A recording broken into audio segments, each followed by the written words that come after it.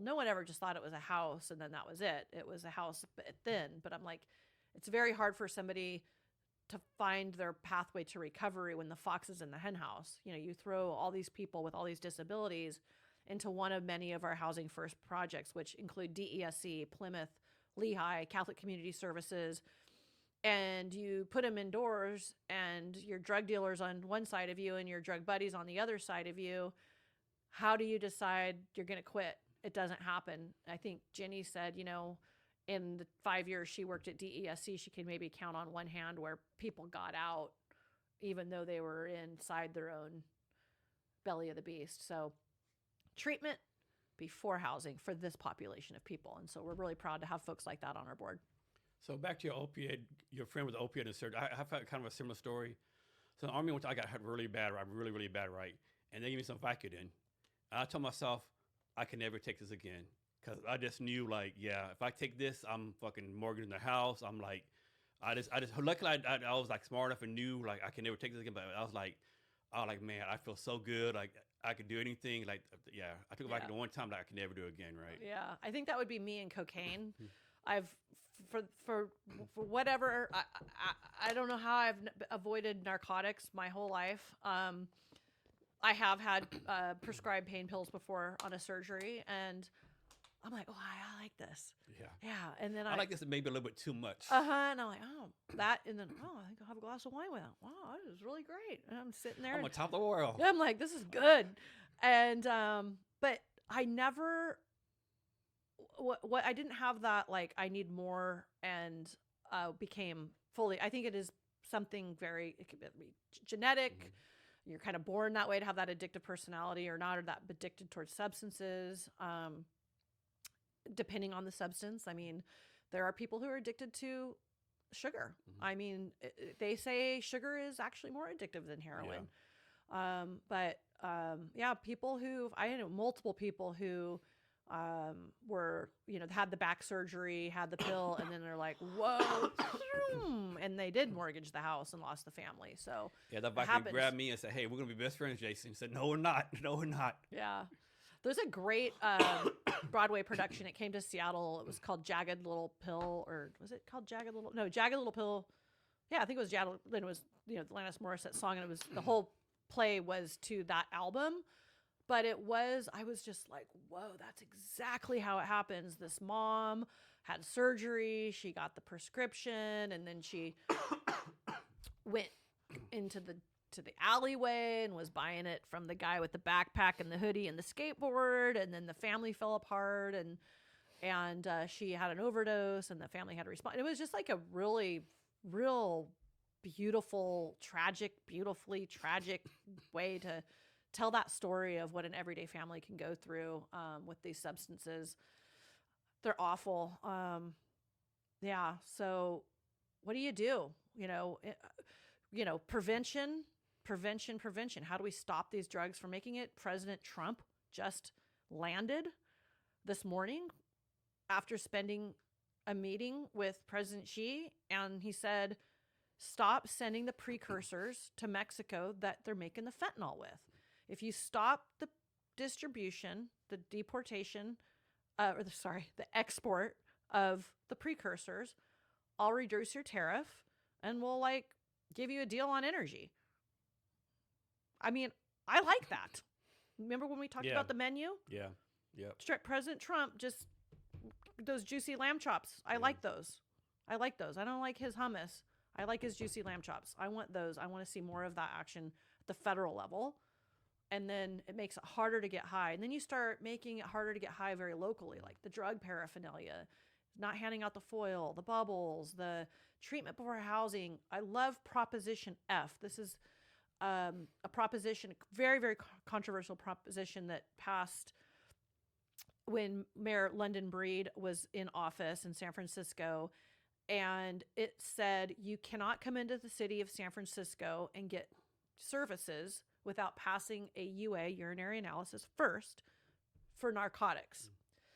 It was very controversial. And she was just saying, just for new people coming in. San Francisco's not a place for you come and get your $700 a month cash card benefits to flip them and go buy dope on our streets. That is what we need to start doing. Is you just can't come in and use drugs. I'm sorry, but I sometimes call it free-addle. It's just free. Come here. It's easy to do drugs. No cops. We're starting to see the comeback of cops. I'm starting to see more arrests for, the open air use and things like that. And, Bellevue just passed an ordinance where, you don't have to go far to see who's doing it right. What's Bellevue doing? Well, Bellevue said if you're caught with retail theft on your third time, it goes to a felon. Now you're spending some time in prison. So I say maybe that is a way that people break their cycle of addiction. They don't want to go back to prison. Jail can be treatment. There's other states that are bringing treatment programs into jail pods and creating kind of treatment wings that are people who are starting their treatment and transformative path out while they're in. So those are some things we can do very easily. Next, talk about your approach to fundraising. Like, how much time do you spend on fundraising? I spend, let me just do something really quick here. No worries. I am in a emergent field. People are dying. What do people need? Okay, we're good. I'm going to get back to the podcast. Sorry about that. We're a 3-person operation. So we're very proud that we make a nickel scream. So I don't have an office manager or an executive director or assistant. We don't have a person entering all our daily activities so I can go get that grant to show that I have capacity because I gave out so many burritos or so many housing vouchers or so many trips to the wherever. We're just different because we're small and we're private funded, and we use social media to literally post our achievements daily. So we're a little bit different in that way. We are private funded. Well, what does that mean? It means nothing out of your paycheck comes to the work we do. This is a tax-free, government-free enterprise. And one bootstrapped donation led to the next, word of mouth. We talked about the influence of media that allowed me to buy trucks. The influence of cleaning a park gave me not one, but at one point I had I had 4 free offices, storefront on Westlake, on Yesler, on Market Street, and downtown on 3rd Avenue, because landlords were like, here's the keys to my office. Clean my block, clean my park, help the homeless, help the drug addicted, right? And then one guy told his guy, and that guy told their foundation. And then I started getting family foundation money that was sort of in that like $25,000 check. So the 200s became the 2000s, became the 20,000s, became what was another word of mouth, where a couple years ago I got my first $100,000 check, and it was very much like, come to my office. Within 20 minutes, a foundation said, I love Seattle so much, and I so want to see action. And my action was traction, and it was different, and it was just hands-on. And I call ourselves a do tank, not a think tank.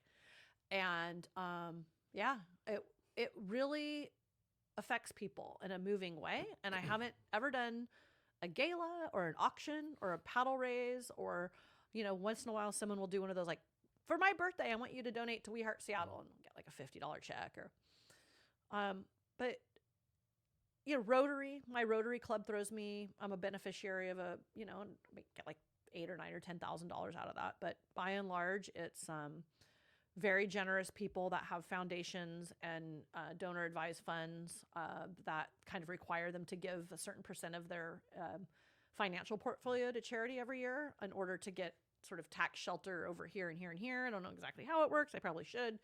So sometimes I'll just get a random $5,000 check because the financial institute went eeny, meeny, miny, mo. You got to give it here. Do you like environmental stuff? Yeah, here, boom. That's where the money goes. So not all the relationships I have are very personal. So next, let's talk about something that'll probably be kind of controversial, right? So here in Seattle, I think we have something called a housing industrial complex. What I mean is, like, in big picture, like, all these big corporations give millions of dollars to nonprofits. The nonprofits take the money. You have, like, people getting paid 6-figure incomes, whatever. But then nothing really changes, right? So is anything going to change? Because if they solve the problem, their job goes away, the money goes away, right? So you're talking about the homeless industrial complex, or homeless Inc. It's a term adopted by center right talking points, and so while I believe in it, you say it, you're just cast off into this like incredible pound in the conservative mantra. But as a person who's been at this for 5 years, I do have to ask those same questions.